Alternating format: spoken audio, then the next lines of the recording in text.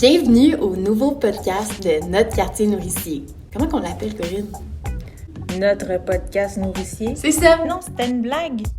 Clémentine, ça fait si longtemps! Comment on se retrouve? On était très occupés. Oh, on a fait beaucoup de temps supplémentaire récemment. Et pas pour des podcasts. Non, il y a eu la vente de semis. J'espère que votre jardin se porte bien. Envoyez-nous des photos si vous en avez.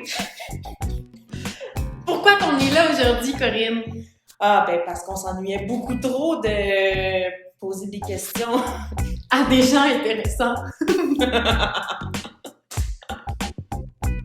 Notre invité aujourd'hui, c'est Pierre Dénommé, le directeur général de Sentier urbain. Bienvenue, Pierre! Bonjour à vous deux. Merci d'être avec nous aujourd'hui. C'est un plaisir. Alors, notre première question, c'est simplement que tu nous parles de ton parcours et qu'est-ce qui t'a amené à fonder Sentier urbain. J'ai eu une première carrière en restauration. Pendant 20 ans, j'ai été chef cuisinier et j'ai dirigé différentes institutions en hôtellerie. J'ai eu beaucoup de plaisir pendant presque 20 ans. Par contre, à un certain moment donné, j'avais fait le tour du jardin. Du jardin. Sautons dedans. Effectivement, j'ai toujours eu un attrait important pour la nature et de l'impact que ça avait sur moi. Et lorsque tu quittes un métier, rendu à un certain âge, de te réaligner, c'est pas toujours évident. Et je dois avouer qu'à un certain moment donné, j'ai arrêté de réfléchir et je me suis mis en action. Au Témiscamingue, à ce moment-là, malheureusement, qui est en région, l'environnement n'avait pas nécessairement de résonance ou de besoin criant. C'est à ce moment-là, en 1996, que j'ai déménagé à Montréal. J'ai travaillé 2 ans en restauration et à ce moment-là, je me suis mis en action, comme je vous l'ai mentionné. J'ai pris une brouette, une pelle et j'ai débuté à faire des petits projets avec des organismes, avec des citoyens. Au début, c'était des carrés d'arbres. Après ça, ça a été des interventions dans des cours. À ce moment-là, avec quelques personnes, dans un projet que j'avais fait dans une ruelle, on a trouvé le nom, Sentier urbain. Et tranquillement, de fil en aiguille, il y a eu les projets auprès des écoles. On a développé les premiers jardins avec tous ces espaces qui étaient inoccupés, qui étaient problématiques socialement. On voyait bien qu'il y avait des enfants, par contre, qui n'avaient pas de lieu nature près de chez eux, des jeunes avec pas nécessairement des grands moyens. Fait on a pris les problématiques qu'on voyait, on a demandé à des propriétaires, à l'arrondissement de nous prêter quelques terrains et dans ces suites de développement d'espace, le circuit jardin a été créé. En même temps, au Témiscamingue, on développait le projet Bec et Jardin qui servait de production. Tous les végétaux, les vivaces, les arbres, les arbustes, en majorité étaient produits là-bas. Et ces liens se sont perdurés pendant tout le long du développement de Sentier urbain. Il y a eu des groupes de jeunes en insertion qui étaient là-bas, mais on avait un groupe aussi à Montréal de jeunes en insertion. C'est un volet de mettre une problématique à faire partie de la solution. Parce que tu aurais pu aussi ne pas intégrer cet aspect-là dans les jardins, mais je pense que c'est important. Ah oui, pour toi. parce que toute la dynamique vient de là, dans le sens que le volet insertion pour moi était hyper important, tout simplement parce que les espaces qu'on a développés, la problématique première était effectivement l'occupation de jeunes pour la consommation, la prostitution ou même pour dormir, ce qui rendait ces espaces-là insécurisants pour la population environnante. Fait c'est certain que nous, Centre urbain, la manière d'intervenir, la première intervention, c'est de sécuriser l'espace en le clôturant.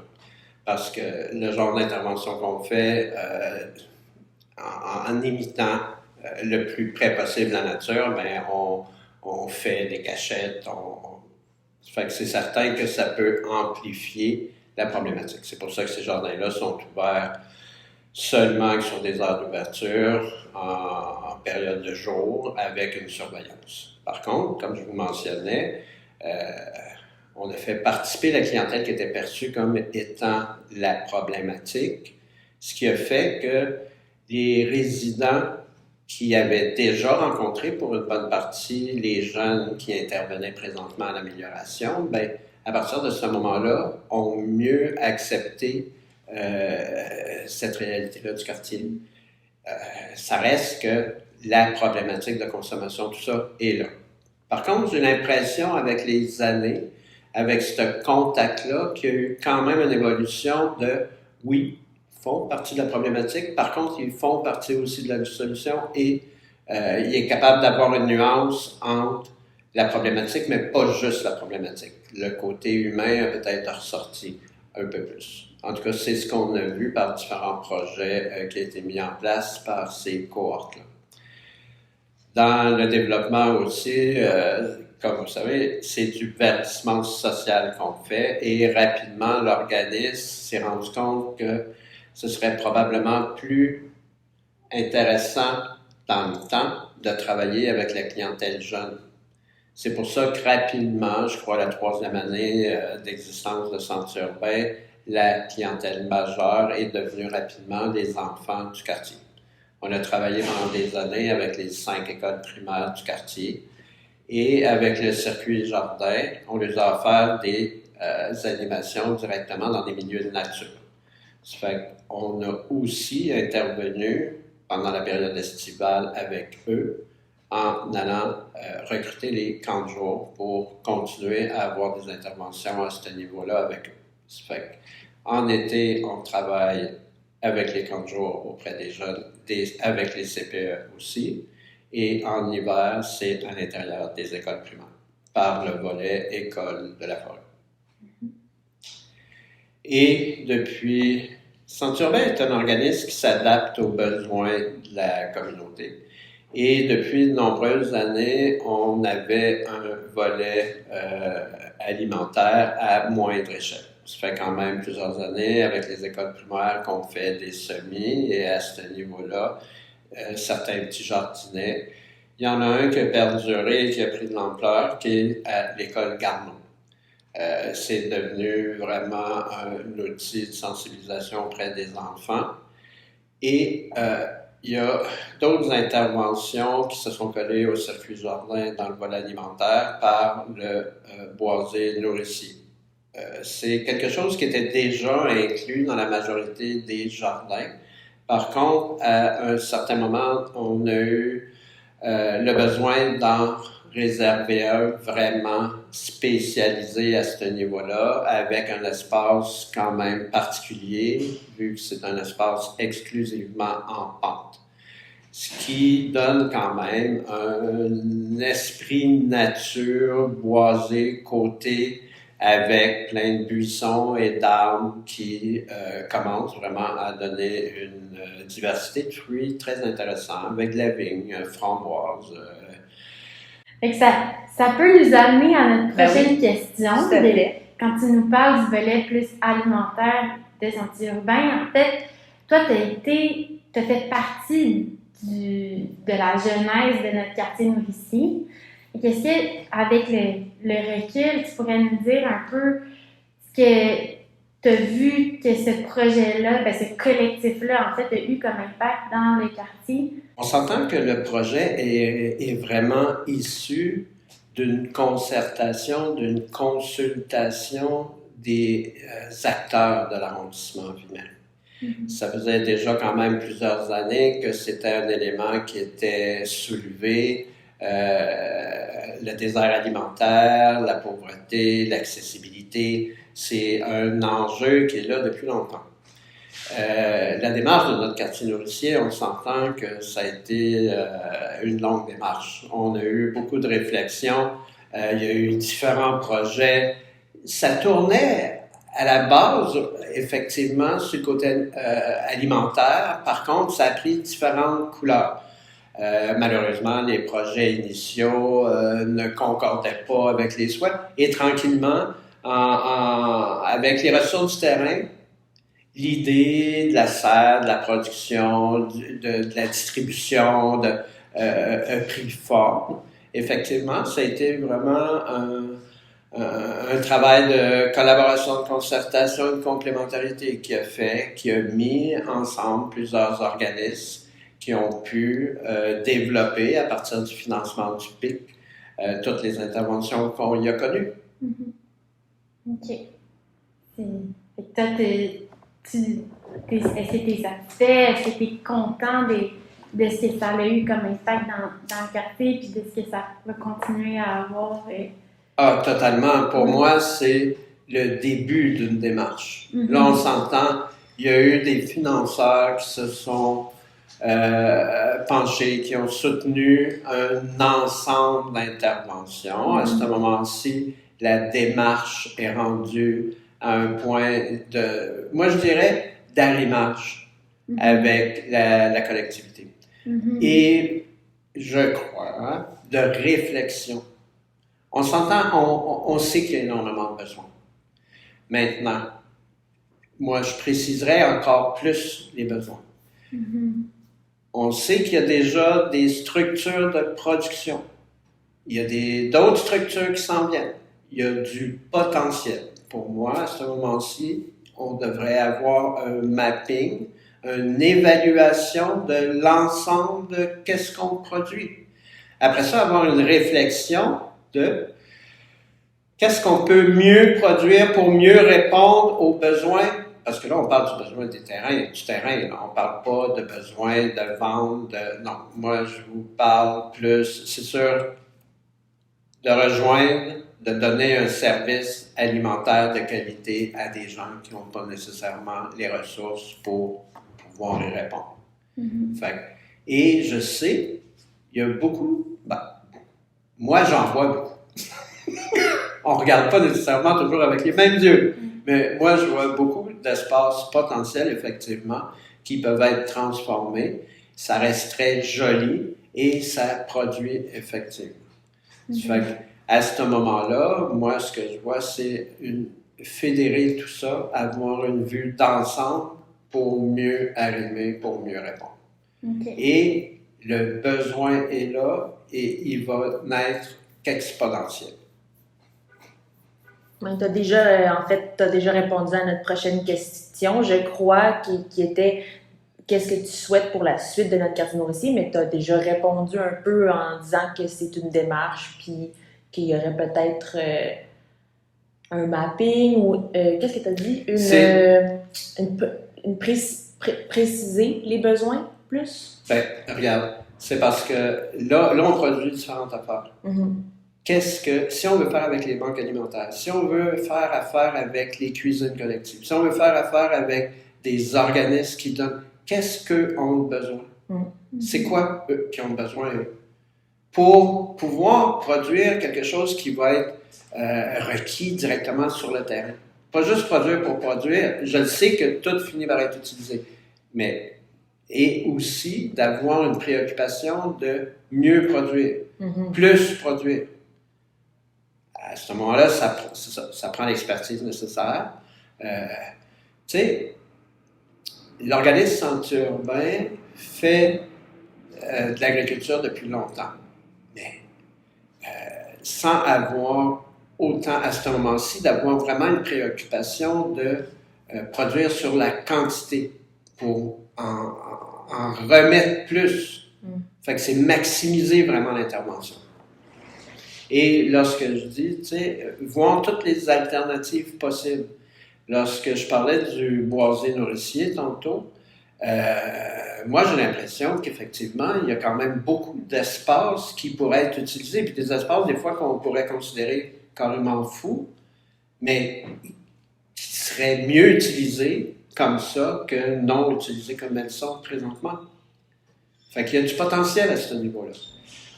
C'est pas une culture. C'est certain que, tu sais, lorsque on a voulu établir ce genre d'intervention-là, c'était pas nécessairement perçu positivement complètement au début. Parce que ça rentre pas dans les sphères d'aménagement réguliers. Ça aussi, il y a une évolution, autant au niveau de la ville que des citoyens, qui se fait présentement face à ça. On arrête d'avoir des espaces lichés, tondus, impeccables. Non. On est un peu plus ouvert, un peu plus à avoir des friches. Parce qu'au bout de la ligne, les interventions de sentiers urbains, c'est pas mal de laisser la nature reprendre le dessus. Ouais, c'est comme, tu sais, avec les premières phases de notre quartier nourricier, c'est comme si on a réussi à prouver qu'on peut produire en ville des aliments frais. Puis là, peut-être pour la suite, ce serait comment est-ce qu'on peut produire plus et mieux pour mieux répondre aux besoins qui sont sur le terrain réellement. Mais il y a déjà un pas, je trouve, qui est super important, qui a été fait, de montrer que ces espaces-là, on peut les utiliser vraiment pour produire. Tu sais. Effectivement, il y a des actions qui ont été posées qui commencent à donner des résultats. Mm-hmm. Il y a plein de nouvelles alternatives. Tu sais, quand on voit dans des immeubles, c'est quelque chose de supplémentaire, l'agriculture verticale. Il y a les toits qui prennent de plus en plus d'ampleur et qui vont en prendre plus. Et il reste que sur le sol, il y a encore beaucoup d'espace qui pourrait être maximisé au lieu d'être juste ornemental. Mm-hmm. C'est changer cette philosophie, cette mentalité-là. Mm-hmm. Il y a aussi eu une introduction justement avec les citoyens que l'agriculture urbaine est possible sous différentes formes, mais il y a vraiment une proximité avec la serre, une proximité avec les acteurs dans le quartier qui sont là depuis longtemps, les organismes qui sont aussi en concertation. Fait que je pense que ça a été une introduction puis une sensibilisation que c'est possible, puis de donner aussi la piqûre, je pense, de participer, puis de... Parce que les citoyens font partie de toute cette démarche-là. Parce que, tu sais, quand on parle de besoin, on répond à ça, mais c'est parce que les citoyens le demandent, le souhaitent. Ils comprennent, ils sentent l'impact que ça a sur eux.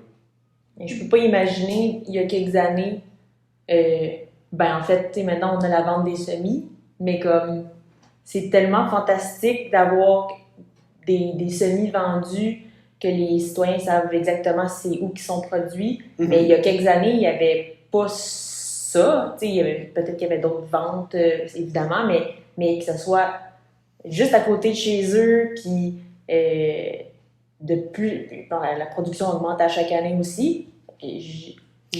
C'est fantastique là, d'avoir ça.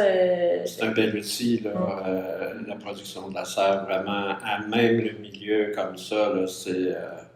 Une de nos dernières questions, parce que là, tu prends ta retraite ce mois-ci. Qu'est-ce qui s'en vient pour toi pour la suite? On s'entend que c'est une transition. Mm-hmm. Parce que je vous ai mentionné tantôt, effectivement, le projet Bec et Jardin. Le projet Bec et Jardin, c'est ça. C'est sur un espace de 4 acres.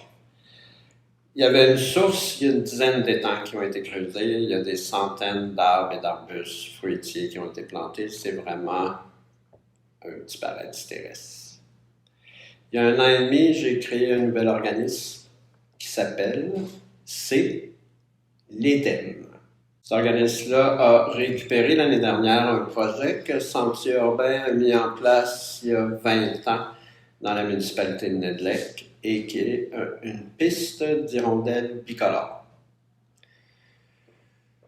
Sentiers urbains a installé une trentaine de nichoirs. On faisait ça avec les jeunes en programme d'insertion. On a construit les cabanes avec les jeunes, puis on les a installés année après année.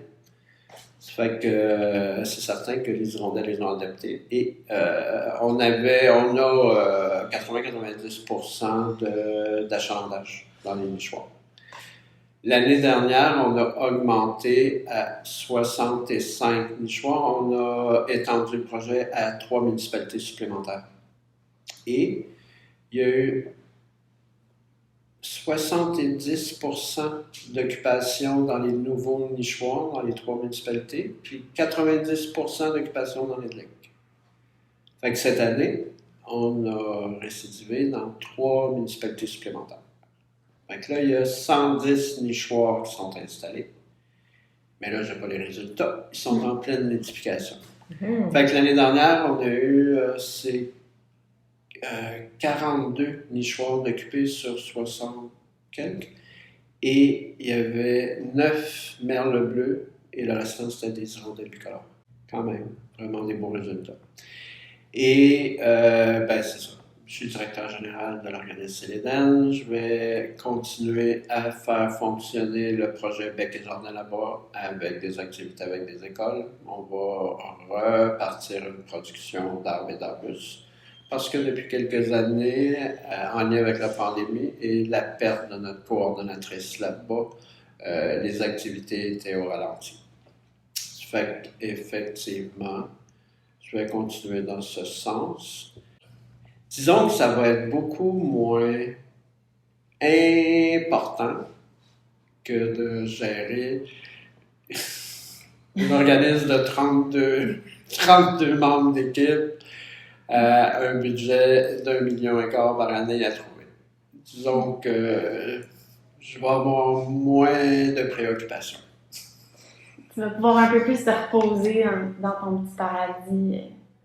Je vais, avec mes oiseaux, je dois avouer que mon dada, c'est vraiment les oiseaux et j'ai plusieurs volières là-bas avec 4 variétés de faisans, des pans, des blindes sauvages, plein de petits gugus qui vont m'amuser. Là, j'ai plein de bébés qui arrivent.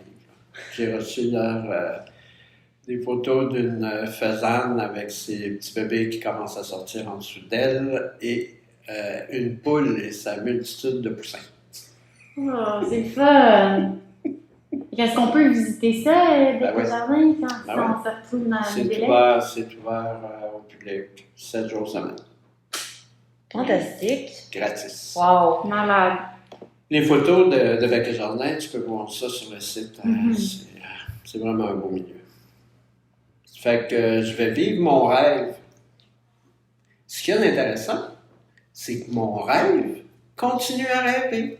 Oui. Regarde toute la gang de malades.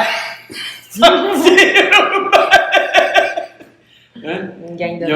Ils ont la tête pleine de rêves. Ça pétille!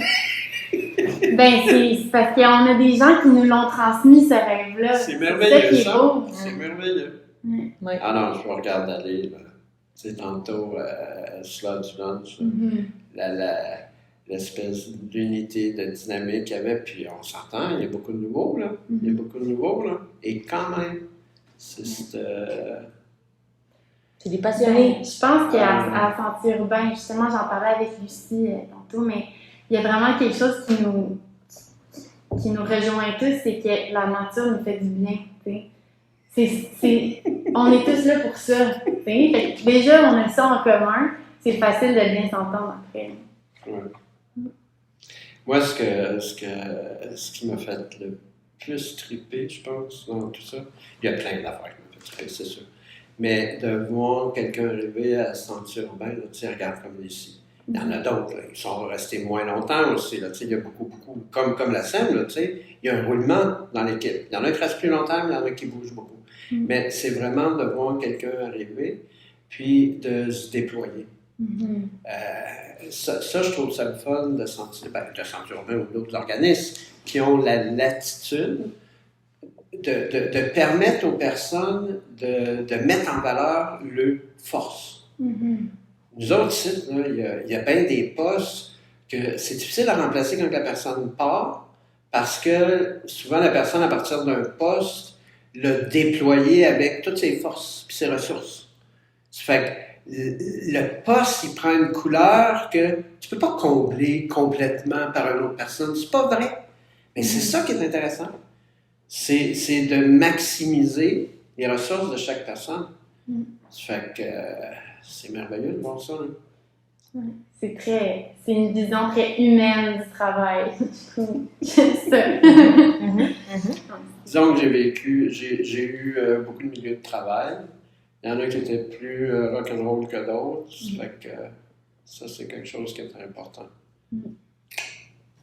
Cool. Est-ce qu'on passe à nos petites questions en rafale? Ben oui, question en rafale, c'est toujours une très belle manière de conclure. Alors, Pierre, si tu étais un oiseau, lequel serais-tu? Tu en as parlé un petit peu tantôt, c'est une de tes grandes passions. C'est qu'ils ont toutes probablement un faucon. Oh. Il y aurait pu y avoir d'autres oiseaux, c'était une question de vitesse. Tant qu'à voler, je voudrais atteindre des vitesses. Sont très Parce que- c'est représentatif de toi, je trouve. Ouais. Ça en dit long sur quelqu'un. Ouais. Non, mais regarde, je balançais entre un pigeon puis un faucon.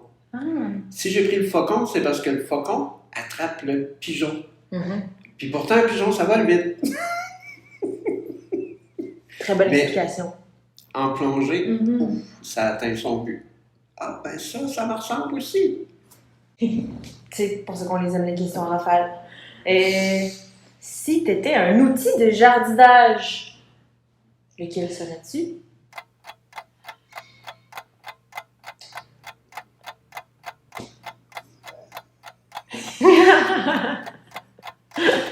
Pour être utile au jardin, là, un verre. Un verre? Oui, pour ameublir le sol tout tranquillement, puis l'enrichir. Tu sais, tant qu'à travailler pour le sol, c'est pas bon trop le bouger, le sol. Puis c'est peut-être parce que je suis paresseux aussi. J'aime comment tu réponds. J'adore. Puis finalement, ton jardin préféré de sentier urbain, est-ce qu'il y en a un qui est précieux? Tu as parlé de Bec et Jardin, mais si on se dit un Un jardin. coup de cœur, Ouais, coup de cœur. il y en a deux. Malheureusement, ils n'existent plus tous les deux. Par contre, effectivement, c'est le premier jardin que j'ai réalisé, qui était le jardin Palais. Là, cet espace-là, écoute, je l'ai eu en 94. Ça fait longtemps. On l'a eu au moins 20 ans. Écoute, j'en ai rêvé, cet espace-là, 2 ans avant de l'acquérir. Puis quand on l'a eu 20 ans. Et quand on l'a laissé, là, il n'aurait pas pu être mieux. Il n'aurait pas pu être mieux. Là. Tu rentrais là-dedans, là, c'était magique. Puis on avait de l'achalandage, là. C'était incroyable. Les midi musique, là. Écoute, les gens faisaient la file. Ils attendaient que l'heure, il y avait 2 heures de dîner. 11h30 à midi et demi à 1h30. Puis ça dérougissait pas, là. Les écoles, non, c'était fou. Il y avait 7 volières, il y avait 4 bassins, 3 cascades. Non, c'était magique. Il y avait des fils qui avaient été tendus, on avait fait pousser des vignes après les arbres. On avait mis des fils, il y avait un toit de vigne, là. Je vous montrerai des photos, là. Les gens rentraient là-dedans, ils n'en venaient pas, ils capotaient. Et tu rentrais, là, la fraîcheur. Mais c'était coupé au couteau, là. Ça, là, c'était fou. Wow. Il était magique. Et on a eu des lapins en liberté pendant 15 ans. C'était notre marque de commerce. Il y avait jusqu'à 5-6 lapins qui se promenaient. Les gens venaient par métro pour se promener autour de Palais. Non, c'était dément. Wow. L'autre, c'est le pré fleuri du Monarque. C'est un jardin qui a existé 3 ans, en avant des faufounes électriques. Il y avait un grand espace vide qui avait été clôturé par la ville parce qu'écoute, il y avait des périodes, là, des fois, il pouvait être 40, 50 personnes à squatter, là, des jeunes avec des chiens et toute l'équipe. Là. Et c'était à côté de la librairie Guérin. Et on a eu l'autorisation de la librairie de pouvoir l'utiliser pendant 3 ans et avec l'organisme Sac à dos, qui était basé juste à côté à ce moment-là, qui donnait des casiers comme service aux gens en situation d'itinérance. Et il y avait 2 maisons de chambre qui étaient gérées par Sac à dos avec la clientèle itinérante. Fait qu'on s'entend. Ce grand espace-là, là, c'était comme une poubelle. Mais oui, dans le coin en avant de Sac à dos, là, il y avait des bouteilles de rhum et tout ça, là, c'était les gars du Sac à dos. C'était clair. Mais tout le restant, des assiettes de pizza, des verres de coke, là, il y en a qui, écoute, j'ai trouvé une toilette, j'ai trouvé... non, mais les gens, mais ça, c'était pas la clientèle de Sac à dos, non. Mais tout le monde disait, c'est des cochons c'est eux autres. Ben là, j'ai travaillé avec Sac à dos.